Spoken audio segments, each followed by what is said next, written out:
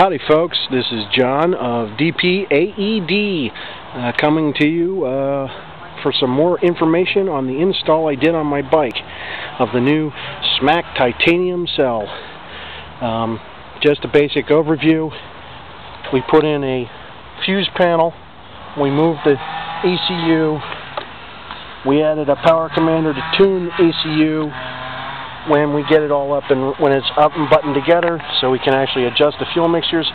There it is folks, you can see it. SMAC Gen 4 strapped in, manifold runs down and under to the recovery tank. There's the big fuel, there's the pump to pump it around. There is what you can see at the top of the main tank. Again, it's strapped in, it's jammed in and strapped in to the under seat tray, and hopefully we'll be able to get enough light so you can see this.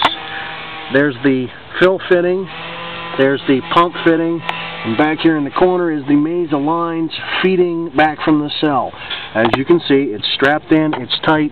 There's plenty of room because the rear wheel never really gets all the way up and in, even when I'm too up and loaded running luggage.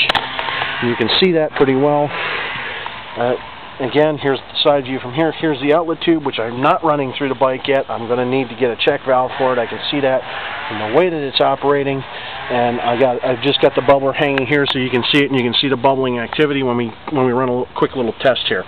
It's going to end up clamped and tucked in here out of the way, so it's nice and neat. You'll never see it from the outside. As you can see, there'll be a panel through here covering the whole of the bike again. But for now, we're just going to leave it out where we can keep an eye on it so you can see this little phenomenon that we ran into when I tried to test.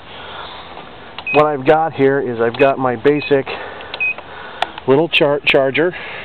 It does 2, 10, and 25 amps, as you can see from the label.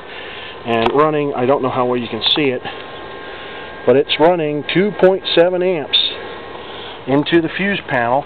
There is no power coming from the bike's battery right now. I have it turned off. I didn't want to drain it as I was doing all this testing, and I didn't want to idle the entire tank away. Now, I don't know how well you can see that, folks, but there is some bubbling going on. What you can really see it is up here in the bubbler. That's right, folks. We've got some gas forming at 2.7 amps. Now, those 2.7 amps are also feeding the pump, which is taking about 1.5 amps right now. So, we're doing all this on about an amp, a little over 1 amp of power. And let's get our voltage reading here real quick off from the charger, which is not necessarily the most accurate. It's saying about 9 volts. Now, let's bump it to 10. 10 amps. 10 amps, folks, as it picks up. 10 amps. 12.7 volts. 12.8. Well, now we've got foam. Foam, foam, foam. Foam coming around, and look at that. That's 10 amps with a pump running, people. Try that on for size. I'll show you the tap into the air box a little later as soon as I get a new fitting, and check valves, and a little more tubing. But there it is. And look at that bubble, that windshield washer fluid. Thank you very much. Have a good day. I'll be sending this on, and everybody will be able to see this soon.